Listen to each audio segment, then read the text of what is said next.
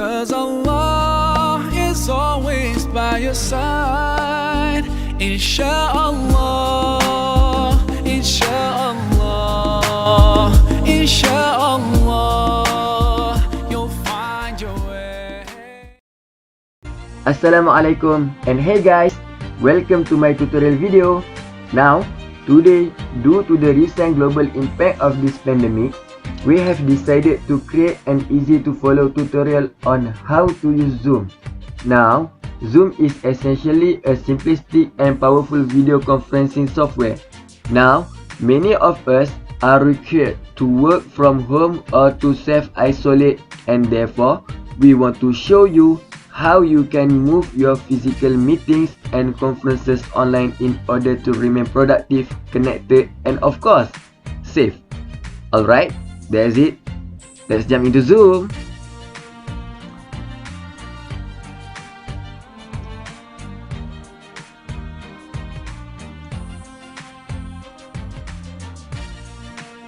Okay, now, here we are at the Zoom website. Now, Zoom is a video conferencing software that allows for online collaboration between up to 1,000 video participants and over 10,000 viewers. Now, individual can simply click a link or add a meeting ID to join any meeting.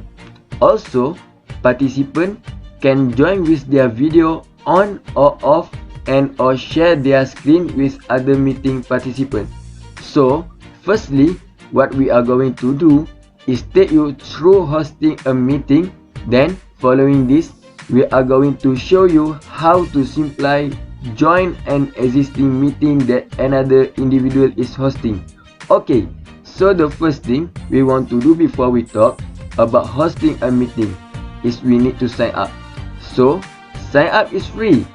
All you need to do is head over to sign up.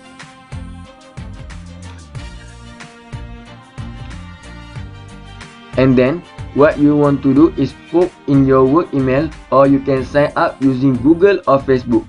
Now, you can see the requirement to sign up the Zoom. You must fill your date of your birth before you register account in Zoom.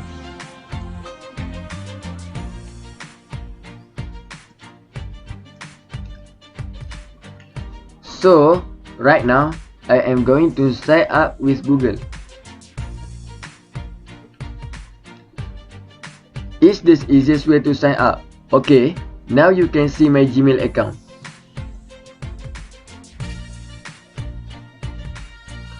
The next step you need to do is click create account. Now, welcome to your Zoom dashboard. Now, this is where you can manage your recordings.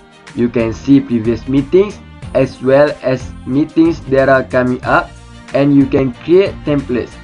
But we are going to keep this tutorial extremely simple, and we are just going to talk about hosting a meeting and then being able to join a meeting. So you can share your link with other participants to join the meeting that you want to host. Okay, so now that we have jumped onto our Zoom dashboard, we want to head over to host our meeting, and then you can choose to host a meeting with your video on, off, or if you just want to share your screen.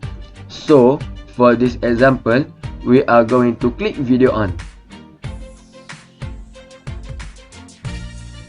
Now, you will arrive at the screen. Now you have a couple of options here. What you can do is click download and run if you have never used them before. That's what you need to do. You need a download Zoom onto your desktop, onto your laptop.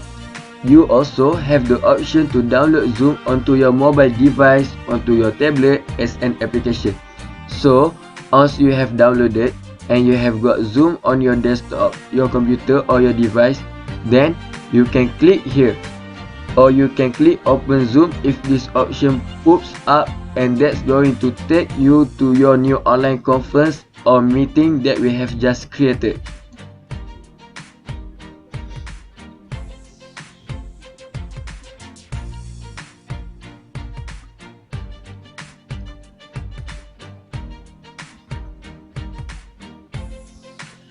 And as you can see, you have just created your first meeting, and here we are. Now, this option will pop up join audio. So, you can choose to join with computer audio or test your microphone. So for now, I am just going to join with computer audio. Click here.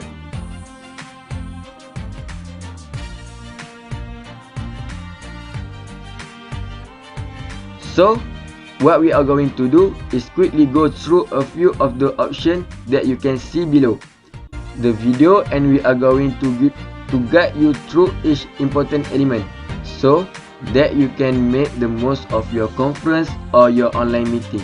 So, firstly, if you pop over the left hand side, you can choose to mute yourself so that you cannot talk anymore and other participants cannot hear you. Then you can click unmute. Then if you pop across here, you can choose to stop your video. And that just going to show your profile, your email profile, because I sign up with my Gmail. This is my Gmail profile picture, and this is what pops up. So you can choose to mute yourself. You can turn off your video whenever you choose, and I'm going to click that to turn it back on. And then if we pop over here, we have invite. So again, what's our meeting with our other participants? As you can see, we have only got one participant, and it's myself, the host. What you can do is click invite. Now over here you have a bunch of different options. You can actually copy to clipboard. So if you click this, you have now copied the URL, and you can send that directly to another potential participant or someone you want to invite into this meeting or conference. You can also do the same with a copy invitation. Click there and you can see the invitation to another participant. Now, you can also simply click on your email. So, I use Gmail. So, what I could do is click this, and automatically it's going to open my email, and I can put in as many email as I want and send that in the invitation directly to those email addresses. And all they need to do is click on the email, type in the ID and password, and then they can enter into this Zoom meeting. So there's your password down below. We are not going to invite anyone right now because this is a tutorial. Now, if you pop along, you can manage your participant.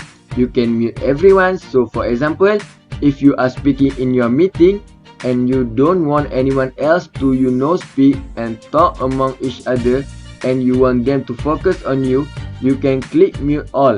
And what that does is mute every single person.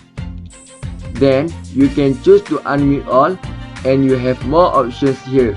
So mute participant on entry is a great way to basically ensure that when people into the meeting, they are not talking and you are not going to be able to hear them. You know, sometimes when people enter a meeting, they forgot to mute their audio and their mic before they enter the meeting. So this is great. There's one speaker and you just want people to join the meeting and listen into that particular meeting. So new participant on entry is great. We are going to leave that on, and it's a few other options here, but I would ideally keep these ones as they are for now, and that's sort of the best option. And then when other participants arrive, you will be able to see them along here. You can choose to mute each particular participant. So for myself, I could mute myself and mute here as well, and in more options down here. Now I can choose to rename myself, but we will exit out of that. Now if we put back down here, we also have the option to screen share. So if you click that, look, I can choose to use a whiteboard, or I can choose other option here, or I can choose to use another screen. Maybe I have another browser pop up. with another at all or some other website that I want to people, I can click whiteboard. Now, a whiteboard is great, especially if you are trying to explain something and you want to draw or create diagram for everyone to see. So, if I click whiteboard and click share, as you can see, it comes to this option, and now they can see my little profile, my video here, and they can also see this entire screen. Here is great because you can start drawing. You can do whatever you like. You know, delete that, you can write to, you can erase. There's so many options here. You can save the diagram, so it will clear that. Clear all my drawing. And then, if you want to stop screen sharing, all you need to do is click stop sharing. And that's going to come back to the video. So that's a great tool. The screen sharing, you can also draw diagram, and it's a great way to engage and interact with your team or with other participants in your meeting. So if we pop back down, we can also open the chat, which we have already done. So here now, that chat is great. You can choose to send a chat directly to one participant, or you can send it to everyone. You also have the option to add a file. So chat is great when you want to kind of engage in other way. Now you can also turn the chat off, and you have other options. For example, we will come down here. Here we go. So you can choose no one can chat. Host can only chat to everybody publicly, or everyone publicly and privately. So other participants can message each other indirectly without anyone else knowing. So those are some great options if you would like to use chat. Now if we pop back down here, we have record. Now if I click record, what's going to happen is I'm gonna start recording this whole conversation and this entire meeting. There's going to be multiple people that are going to pop up here, and they will have their camera. So I am going to record without audio, and that is recording feature. And you can see the recording up here. You can click pause or you can stop it. So we are going to stop that recording for now, as we are just demonstrating now. If we pop back down here, we also have one last feature, which is reaction now. This is great. If I click here, and this is just to essentially engage with other participants, faintly clap, I guess. That's just another fun way to interact with other participants. You can also click thumbs up if you agree with what the majority of people are talking about. But again, this is great for engaging with other individuals online, with other participants, other people in your classmate. If you are having meeting, this is great for meetings when you are trying to work with another friend, or if you are just interacting internally with your classmates. So again, those are all kind of the basic features. Zoom is very straightforward, easy to use. If you want to end meeting, all you need to do is click end, and that you can choose to leave the meeting. If you are not hosting, you can just leave the meeting, or you can end meeting for everyone that is in. So if I click end meeting for all, there is the end of meeting now, because I made a small recording that just been converted, and you can find it onto your dashboard. Because as the host, so I am gonna cancel that because I don't actually need that recording, and then we can insert out of here. And now let's head back to Zoom. So that is basically how you run a meeting. It's extremely straightforward now. If you want to essentially invite another participant to join your meeting, I briefly talked about that when it came to the meeting itself. When you are in the meeting, you can click invite, and that way you can send the email to your account and can copy of the ID meeting in the password, and you can send that to participant that you want to join your meeting. Now what does that look like? You can click join meeting here. If you want to join, all you need to do is put in the meeting ID here and then the password, and you can join a meeting. Now if I were to send a link to a meeting, the ID as well as the password, that's going to look like this. As you can see, I open Gmail because that's the email that I use, and this is what was the scene automatically to me to join the meeting.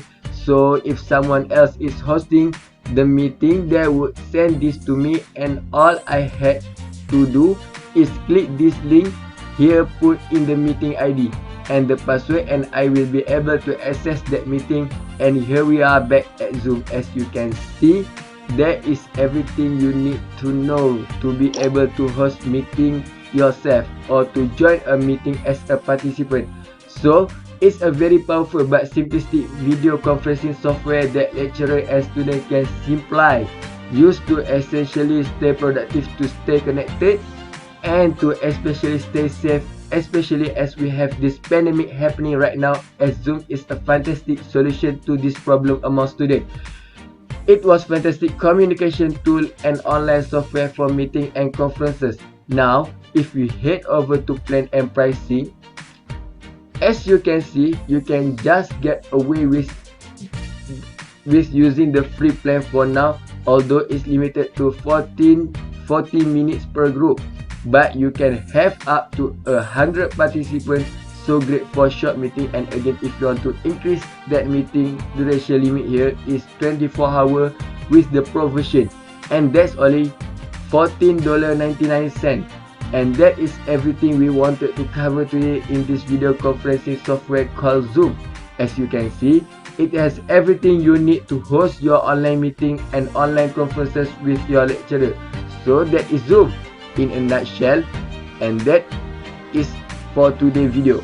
I hope that was straightforward and you now have a better idea of how to run online meetings and conferences using today's highlighted video conferencing software called Zoom. Alright guys, thank you for watching.